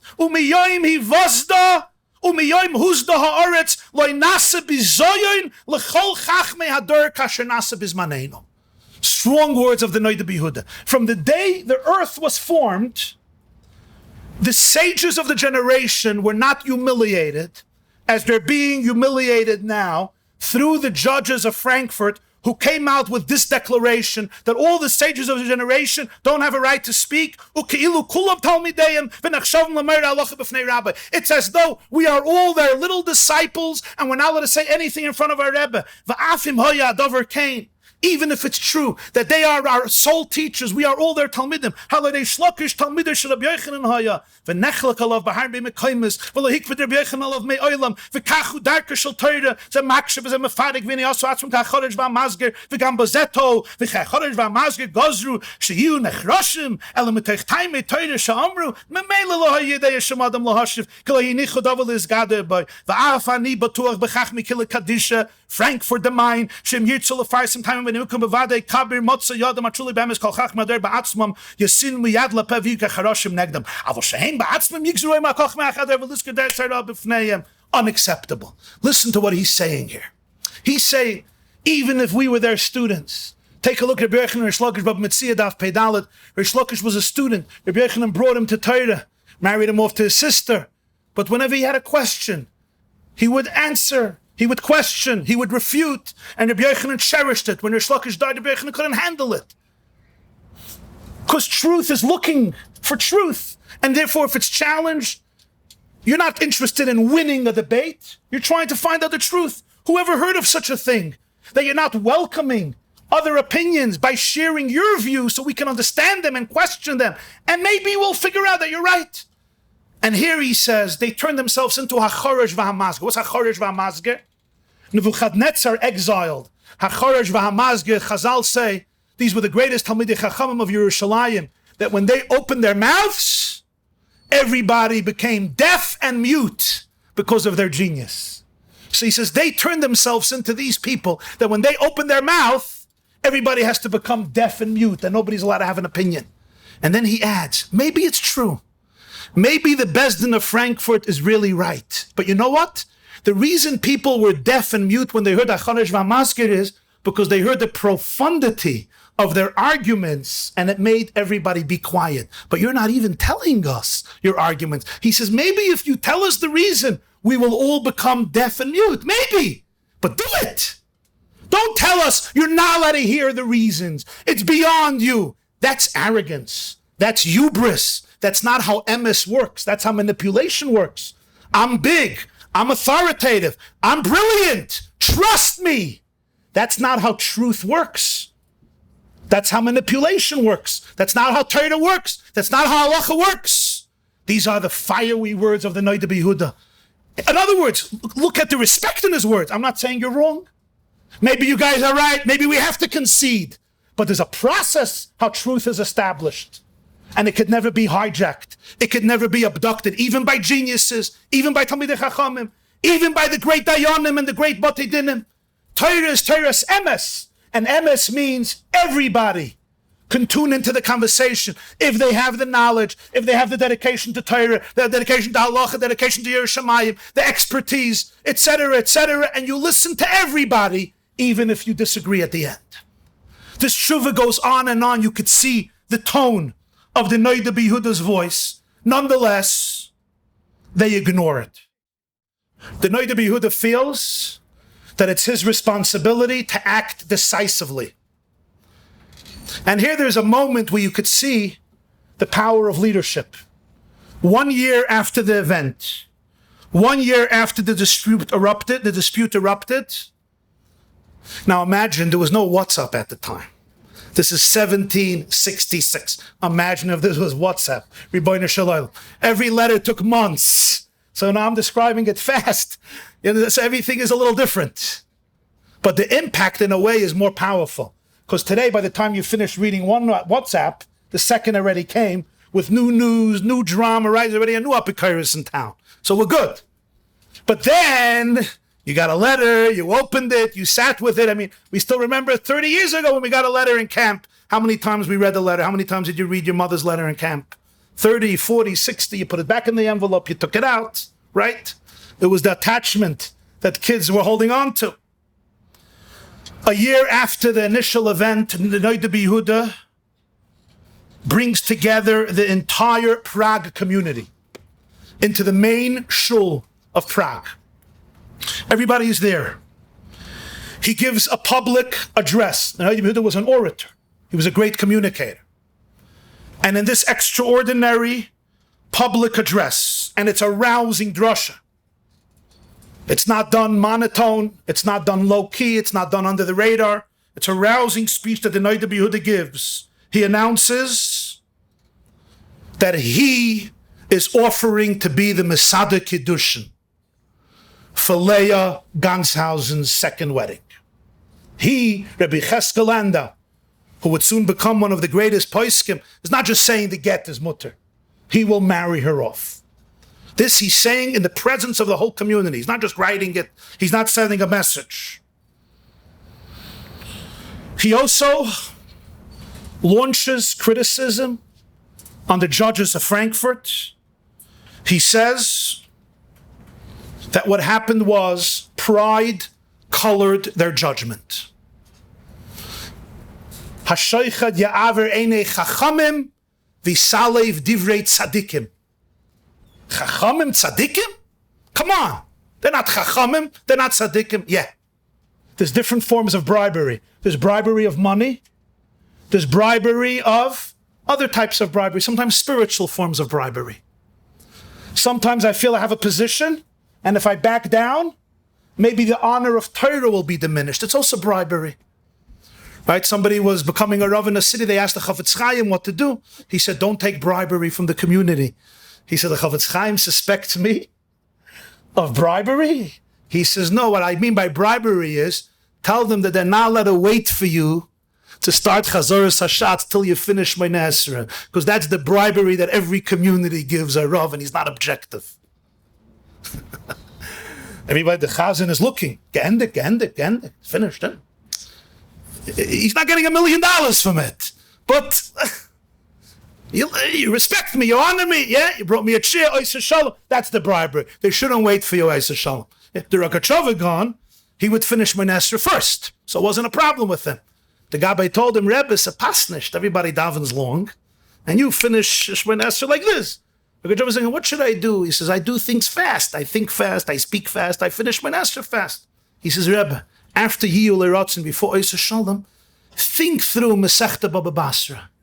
From the beginning till the end, and then go Oisa Shalom. He says, trust me, I do that already. And you know, the Rogatchover wasn't lying. He saw Baba Basra like, you see a line. He saw the whole thing. Re'iyah, not Shmiyah. There's different levels of Shaycha. Shaycha doesn't mean, I gave you $10 million, I gave you $60,000. Obviously that's Shaycha. There's different forms. This is what the Noda B'Yehuda says. And then in his speech, he says these lines, which I always found very precious, and I'm going to quote them to you even though in an English translation. Even the greatest Jewish legal minds can occasionally make mistakes. Everybody in Prague is listening in stunned silence. This is not a regular speech of the Noda B'Yehuda. And then he says, B'makim shel chilul Hashem, ein chelkin kavod l'rav. When there's a desecration of Hashem's name, it's my duty to defend the honor of emes, kvod shamayim, the honor of heaven, the honor of Torah. And I also have to defend the dignity of a Jewish woman. And if there's a chilul Hashem, it could be great people, but if they're causing such pain and anguish and distress to a Bas Yisrael, to a Jewish woman who's being tortured and abused, even for the best of intentions, I have to stand up and condemn it. And that's why I gathered everybody here to tell Leah that I will marry her off with her next chassan, b'shatayv u'matzlachas. How sad, he says, that this story demonstrates so perfectly how careful everybody must be to ensure that their Yetzer Hara does not gain control over them. Because the Yetzer Hara, the evil inclination, lurks in everybody's brain. And if you are not fully humble and conscientious and sensitive, and there's nobody you have to answer to, and there's nobody you look up to, and you'll never back down, you could be the greatest genius. As Jews, we will not be able to trust that you are conduit for truth, because the Yetzer Hara may have overtaken you. If you're not ready to listen to other views and perspectives, which are sharing with you the true process of how Torah works. The Noda B'Yehuda was not done. He writes a letter to Rabbi Aaron Shimon Copenhagen, the man who attends the wedding, and later the divorce. and he asks him to publicize this speech in the whole world. Today it would be you write up your speech, you give it to somebody, get it on every website, get it in every shul, get it on every text message, every WhatsApp. He writes up the drush. He wants it publicized everywhere. He wants to send printed copies of the validation of his get to every Jewish community and rabbi as far and wide as he can reach. Even at this juncture, he turns to the Frankfurt Dayanim and he says, back down. It was to no avail. And in March 1768, this is Tov Kuf Chav Ches, almost 2 years later, they took the published letter of the Noda B'Yehuda and they publicly burnt it in front of the entire Frankfurt community. The Noda B'Yehuda's voice was highly, highly respectable. But in the early fall of 1767, so this is fall of 1767, Rabbi Yosef Steinhardt goes public with his ruling that the get is kosher. The next month you have Rabbi Yeshua Heschel, Levuv of Ansbach, he does the same. Then you have 10 rabbis from Brod in Poland, the well-known community, who all validate the get. You have the famous author of the Merkeves HaMishnah on the Rambam, Reb Shlomo of Chelem, one of the great Goinim of the generation. He was a very renowned halachic expert and posek. He comes out in support of the get. You have Reb Aryeh Leib of Hanover, Germany, the son of the Pnei Yeshua, the famous Pnei Yeshua, Reb Yaakov Yeshua Folik. You didn't know the Pnei Yeshua's name, so now you know. Reb Yaakov Yeshua Folik, who passed away already earlier, Tov Reish Tezayin, Tov Kuf Tezayin, 1756. But now his son, Reb Aryeh Leib of Hanover, was the son of the Pnei Yeshua. And his students were the Dayanim of Frankfurt, the Pnei Yeshua. His students were the Dayanim of Frankfurt. His son, again, embraces the get of Cleves. What happens now is that you could say, Rubam Kekulam, I don't know everybody, but besides Frankfurt, most Rabbanim in Eastern Europe, in Germany, in France, and all the way to the East, in Poland, all are supporting the get of Rabbi Yisrael Lipschitz of Cleves. Now people wonder what was going on in Frankfurt. Why did this happen? Especially when they weren't even involved. They were brought in later. There's a view that the Frankfurt rabbis were defending the honor of their senior Av Bezdin, Rabbi Avram Avish. Some say he wasn't even behind it. There was another Rav under him who was very, very powerful, a big Talmud Chacham, but very powerful. And he decided that he's going to fight against this get. But then something happens. There's an official community rule book in Frankfurt called the Pinkas of the Kehillah, with the laws of the community, and they put in the following law. 5 months after the Noda B'Yehuda's speech, since Rabbi Landau publicly insulted our chief rabbi, we decree that he, his children, grandchildren, sons-in-law, grandsons-in-law, any of his descendants shall never hold an official position in our community. If a member of his family ever visits Frankfurt, he will not be allowed to speak publicly, nor will he be given any communal honors, no aliyahs, no kibbudim to anybody from the family of Rabbi Cheskel Landau. Any document signed by the Rabbi of Prague without additional rabbinical signatures shall be completely disregarded by our community.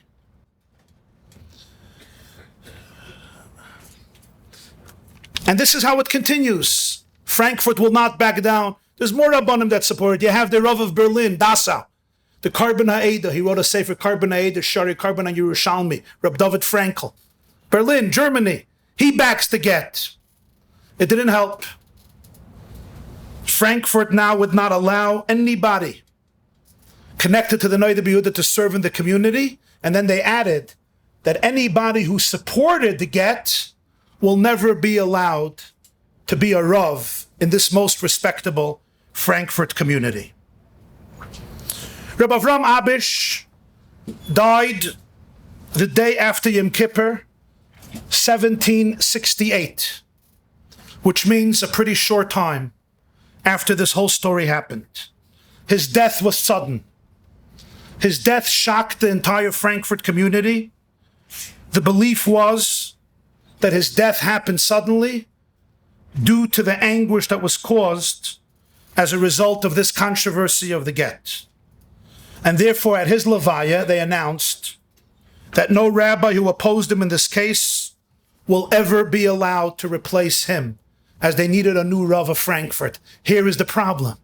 You couldn't find a Rav who didn't support the get. So where's Frankfurt going to get another Rav?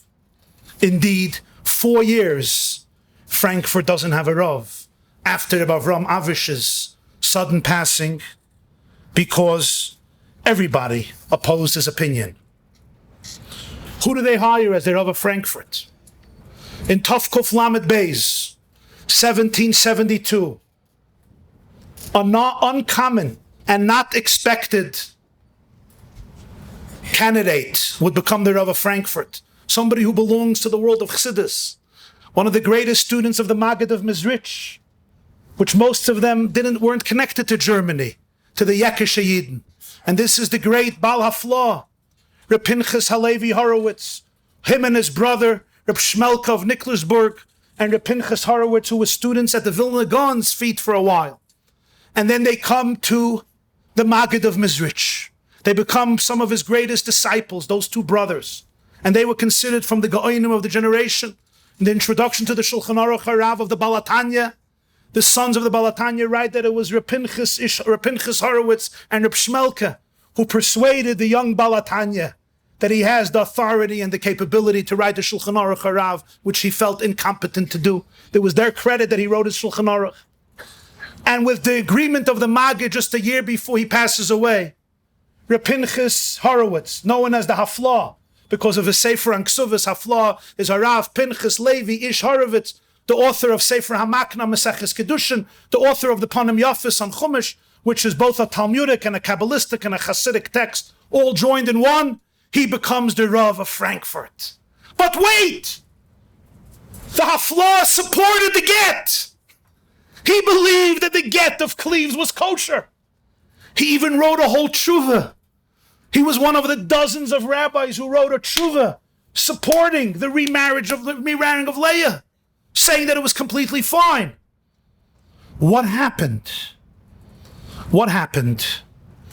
The story came out through a friend of his who wrote what happened. Reb Pinchas Halevi Horowitz, by the way, we have in our community some Horowitzes who are descendants of his, and some other families who are descendants of his.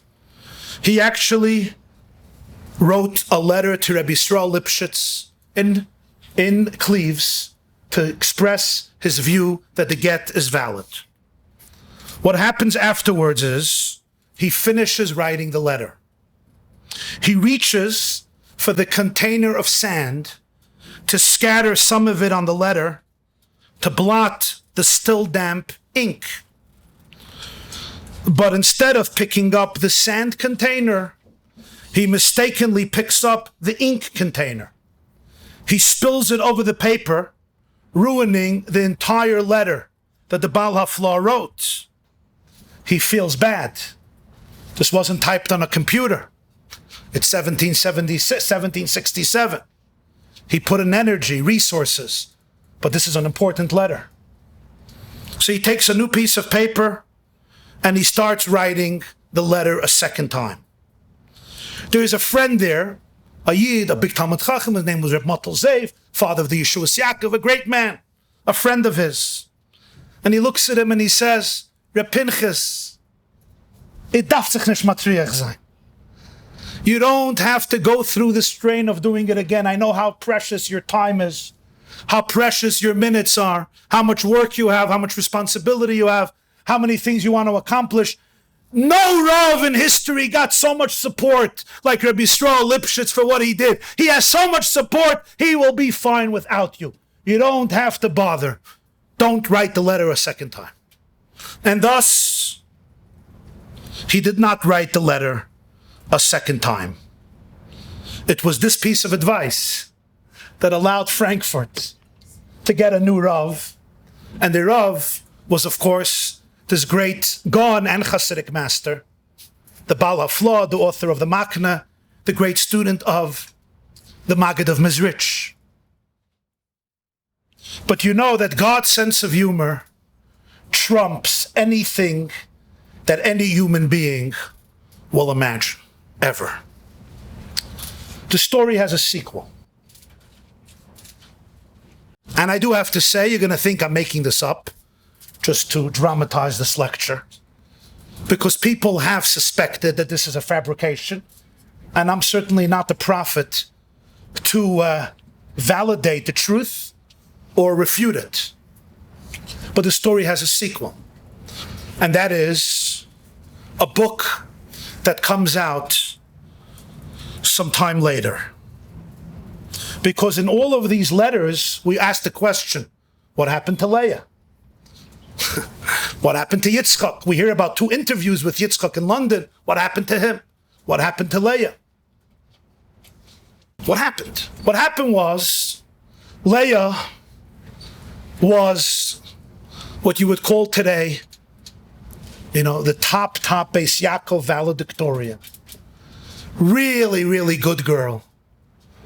And really special girl and holy girl.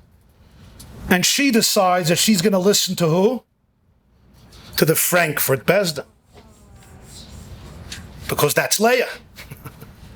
That's Leah. And we all know Leah, right? That's Leah. And the Frankfurt Besdin will not allow her to remarry. This is the story that was circulating. Leah would not want to remarry without permission of the Frankfurt Besdin. But in the 19th century, a book comes out, and it describes the history of the Frankfurt Rabbinate for the first time, and everything that was happening in the Frankfurt Rabbinate, and the story of the Get of Cleves is included in the book. And they say that in 1768, Leah and her family decided she would not remarry because she wants to accept the decision of the Frankfurt Besdin, despite so many Rabbanim validating the get. And then something happens. One day, a visitor shows up in Bonn. Who? Yitzchak. Yitzchak arrived from London in Bonn. And he asks to have a conversation with the woman he was once engaged to. He wants a face-to-face conversation with her. He meets Leah face-to-face.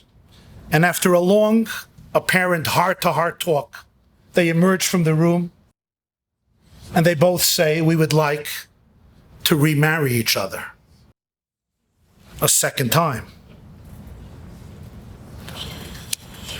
Whew. That was a hard fight for a get. And she was convinced that this time she wants to marry him, for real. And he was convinced that he wants to marry her. But she was being loyal to the Frankfurt Besdin. So they make a chuppah. But here's the problem. If they were never divorced, they don't have to be married. So if you do Sheva brachas, right? Or you do any bracha for that matter, it's a bracha levatala. You take a couple that's married and we say, we're going to do birchas erisin and Sheva. It's not happening. It's a bracha levatala. Does he even give her a ring and say, Hareyat mekudeshes li b'tabah? Really? You were mekudesh to me already a couple of years ago. So what do? If you're not following the Frankfurt Besdin, they're divorced. It's a new marriage. It's called machzik rishasai. Gewaldige mitzvah. If it could be done, it's a great thing. Obviously, if it's not abusive, if it's done with respect and dignity, and with a guarantee, hopefully, Be'ezer Hashem, it can work out. Larichis yamim v'shonem toivos, as we say, a binyan adayat. But if they were married already, and they stayed married, and the get was invalid, what do? Huh? Give another gift. You don't have to give another get. There was no get. You don't have to give a get to get divorced, when according to this Besdin, you're not divorced. So what do? They don't have to get married again. But just to be sure, because remember, Leah always wants to be sure.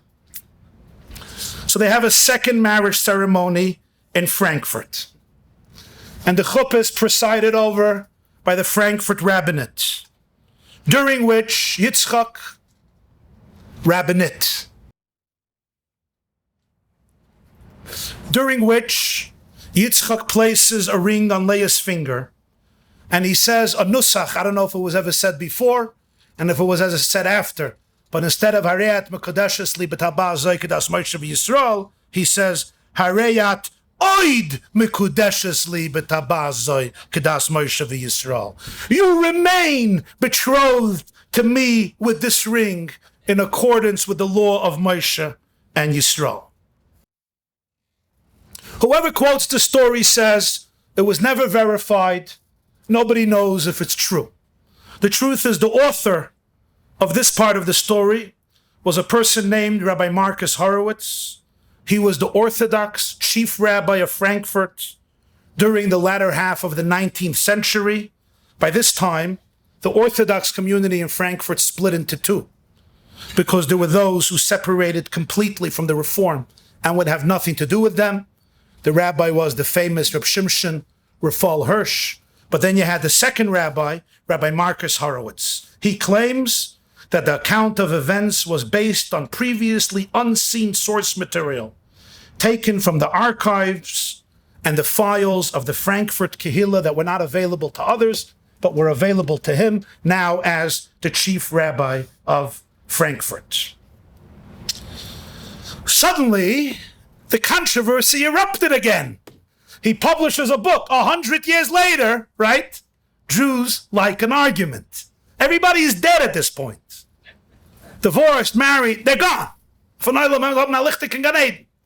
But Abi Ibn said about the Arabs, they never miss an opportunity to miss an opportunity. Sometimes it feels about the Jews, we never miss an opportunity, right, to get into a good argument. Controversy erupts again, because Rabbi Horowitz declares in a published work that the get of Cleves has been invalid. The Kala accepted it. She remarried Kedas Moshe Yisrael together with the Chosin, basically echoing the view of the Frankfurt Rabbinate a century earlier. But a century ago, the opinion was completely dismissed.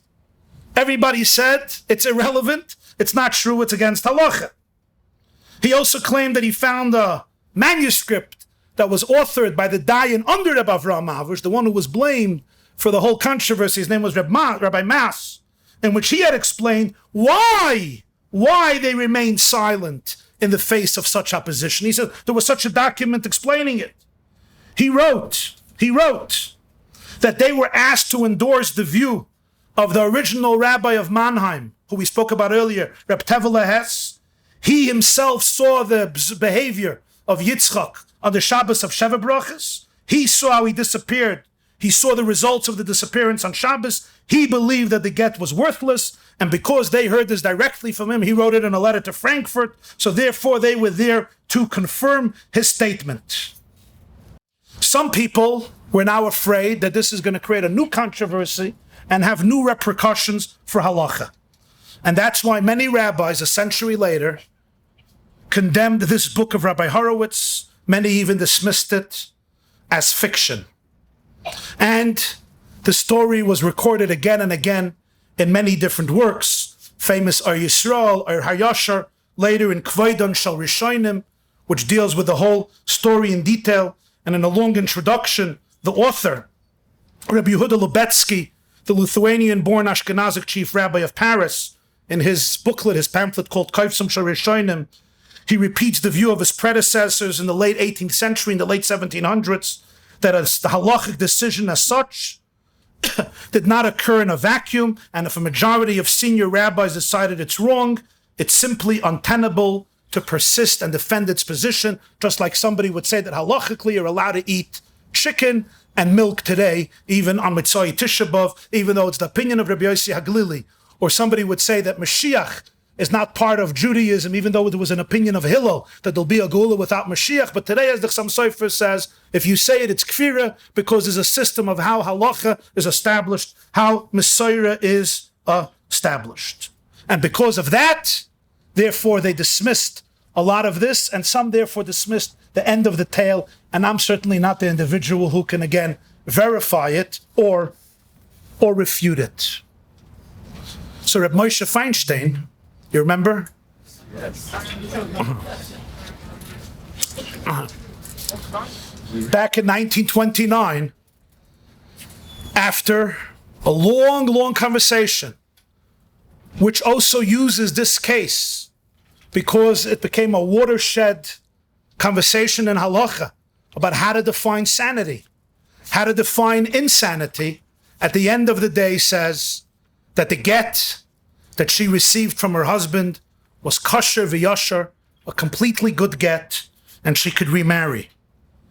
This certainly, the get of Cleves, set the precedence for defining incompetence in regard to divorce according to Halacha, because what happened with Frankfurt forced the rabbinic establishment of the 18th century to crystallize a clear definition in Halacha to be able to emancipate Jewish women from shackles, from being imprisoned in captivity, when there is such a concern of perhaps insanity when it applies, when it completely doesn't apply, and that no husband should be able to say, I am mad, I am a madman, I am insane, I am mentally ill, and be allowed to abuse his spouse. So now you know my short response to the email I received just a few weeks ago about such a situation of a person who's extremely stable, extremely competent, extremely sharp, extremely perceptive, extremely knowledgeable, and extremely smart. But the fact is that we do have traumas. Many of us have many traumas, and therefore they compel us to put ourselves into positions that harm us and harm others, even when we may otherwise be kind people. But we get into this rut and we develop these blind spots that cause us to destroy people we love, first and foremost ourselves, our children, and God's innocent children. For me personally, there's two powerful takeaways from this story. Takeaway number one is, if Tisha B'Av is a time to see the opportunity in crisis, it means it's also the time to see that every situation is fixable. We don't believe in hopelessness. Trauma believes in hopelessness. We don't believe in hopelessness. We believe in repair. We believe in tikkun, because we believe in tshuva. And we live in a time when sometimes trauma guides many of our behaviors. That's normal. We have a lot of trauma. It becomes helpless and cruel when we can't identify our trauma and we start behaving from that place and justifying it in the name of God. We need repair. We need tikkun. We see from this story the process of halacha. God forbid to use halacha as a tool to torture innocent people. God forbid to use God and Torah as a tool for ludicrous and absurd and cruel and insensitive and abusive behavior.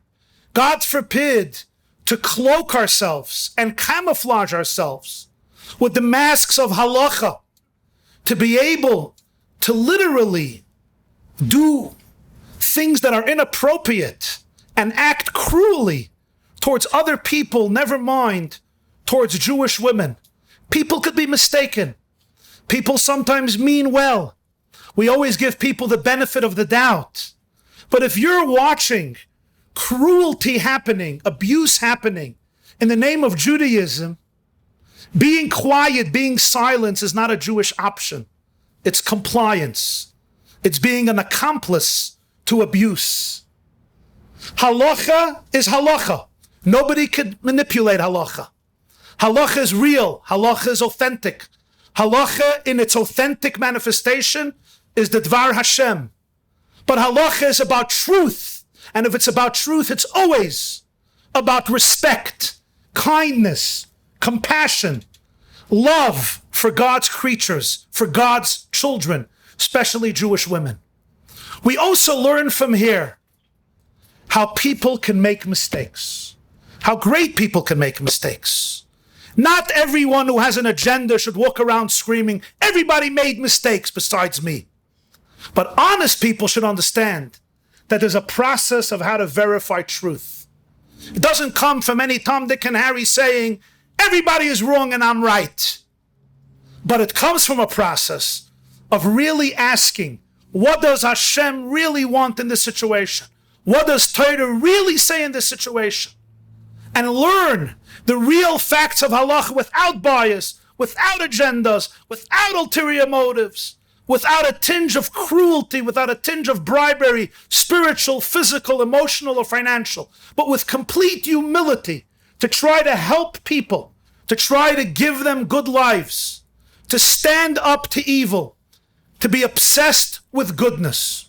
Today is a day when all of us look into ourselves to repair the cracks that have emerged in our own lives, the lives of our loved ones, the lives of our communities, with compassion, with love and respect, not to run away from those cracks, not to deny them, not to lie about them, not to manipulate the truth, but with absolute conviction, with profound faith, and with fearless dedication to emes, and to love, and to truth, and to Yireh Shamayim and Avos Shamayim, to be able to stand up and say, we can do better than this.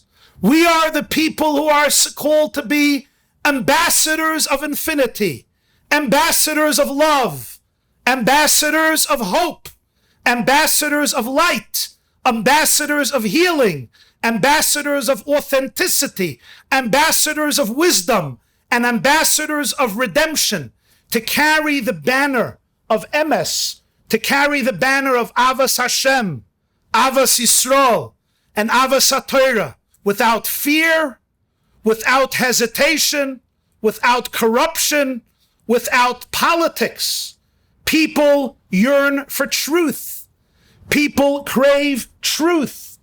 People despise lies, manipulation, politics. We are a divine people. We are a people of truth. We have come so far despite everything.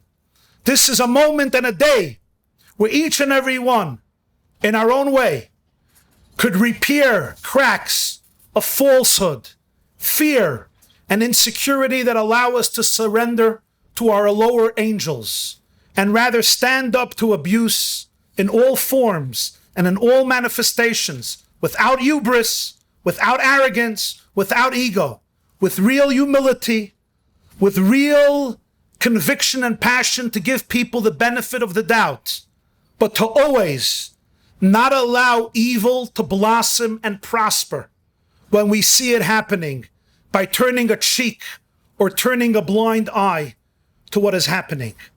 This power, this persistence, this inner strength that we try to display here in this story of the Get of Cleves is one example how real Jewish spiritual leadership understands that ultimately nothing is more powerful than the truth. And there's nothing in life more important than standing up for the vulnerable, standing up for people who have been hurt, for people who are being hurt, for people who are experiencing cruelty, because it's love and compassion that ultimately brings redemption. It's the banishing of hatred, animosity, mistrust, alienation, judgmentalism, and dismissiveness, and an explosion of true unity and love that will allow us to see a Geula Shlema and the light of Mashiach. B'mheira b'yameinu. Amen. Ken yehi ratzain. Thank you very much. Rabbi, what was it stopping the guy who went up on the tree? The psak of the guy who went up on a tree is that the get is kosher. If he did it, he can give a get. Reb Moshe says the get is kosher.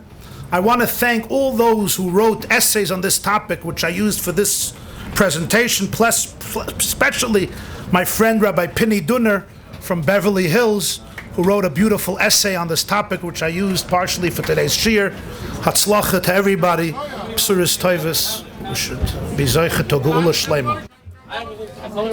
Good seeing you in person. Yes. Tuesday. Take care of yourself, all right? Good job. Why didn't the Frankfurt Bezin ask this Yitzhak to come to the Bezin, even though we were all the way from London? It's a good question.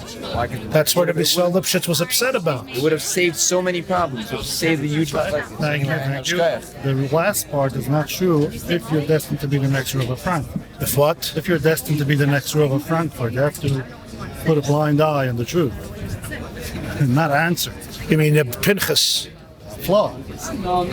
You didn't stand up for what's right. It wasn't. It was all over. I mean, what would be the tayelas? He didn't write the letter again. No, he didn't know he wants to be the Rav. I said, The guy said, "Don't be zechmatzriach. There's enough letters." So he thought, okay. The Poyel, they can accept him. Huh? It's an interesting mice. That's how he became the Rav of Frankfurt. The ink. Als hij de eberste gewollt. Yeah. Thank you for coming. One thing you didn't explain. Why did the guy touch the screen? Punch the screen, yeah. Now, but one more thing. If somebody has a personality, Yeah. So split. so he also can do a get if he's lucid. Yeah. So if you have a split personality, there's bipolar, there's psychosis, there's schizophrenia. So generally, if there's moments that the person is sane and stable, Catch him at that so the moment. Poiskim will discuss it. But there's a lot of room to be able to give a get based on the Shulchan Aruch. Yeah, sure. It happens. It happens. It happens. It happens. So one of us wants to contact you. How do we do that? So email Okay, which is? rabbiYY@yeshiva.net. What are they doing the condition again? What was the nisach? Hare at oid mekudeshes. No. No, they didn't do breakfast. It was a real get. Frankfurt said it wasn't a real get. Well, but they have to go like l'chumrah, right? So l'chumrah. What's chumrah? What's chumrah? Safek brachas They're not l'alcohol. a suffix. According to Frankfurt, it was a vaday. It's not a suffix. You're saying that. Everyone's saying that. According to this story written by the Frankfurt Rav, they accepted their psak. Okay. They're still married. That's not a question. If this happened, they got married. Because even if they didn't make brachas, you're still married. Okay. Fine. If they would want to get divorced, they needed a second get. That's no question. Married, they were married. In the first case that I said, Reb Moshe Paskind, yeah, that she's divorced completely. That's a good get. Yeah, even though he had this problem. The Chassan and the Kala both agreed to the get. So why was it even a shayla? The Chassan gave it, the Kala accepted, they came to a deal. What's the shayla? They The said father didn't like no. it? They said that the chassan did not have the ability to give a kosher That's what get. they said. But did he agree or not? That's what just He was said. in Someone London, who has a so there problem were can two never give a rabbis. get. Someone who has a problem can never No, give he a said get. that he was irrational. He told them later in London that he was behaving irrationally during his wedding During the wedding. and after the wedding because he ran away. But even if he said that he was behaving irrationally when he said to give a get and he gave the get and he told the Rav yes and he told the Sefer whatever, but the Rabbi Yisrael Lipschitz said he wasn't irrational. So that's why the two Rabbanim of London, So right, the guy who's Rabbi irrational Schiff and can Rabbi never give a Emden, get. huh? Someone who has a problem can never give a get. Then If somebody- he has a problem. Deep down, there's an issue with him. So yeah, we don't know where he was. I'm not a holding. Poisik, so I'm not going to answer your question, but this is a very sensitive topic, right? In Shulchan Aruch it says itim chaloi, itim tred, which means if there's times that he's lucid and times that he's sane, so as long as his instruction to give a get was when he was lucid, it's a kosher get. as Now, was the case. what's the definition of insanity? That's a huge question. How do you define insanity? The Gemara has a definition of a shaitan. The Gemara over there does a machloikas. Then the Rambam has a definition of a shaitan. And then the Rambam himself says in Ilchus Eidus, the Bezdin has to be very nuanced. Because nobody knows clear what's happening. It's not an exact science. The Rambam himself says in Ilchus Eidus. It's interesting, the definition of the Rambam for mental illness is still used today. It's incredible. But, so it's such a sensitive, but this is a huge discussion among Rabbanim and Paiskim. Oh, here you have an expert. How do you know to come today? I saw the get that came running. This class is brought to you by theyeshiva.net. Please help us continue the classes. make even a small contribution at www.theyeshiva.net/donate.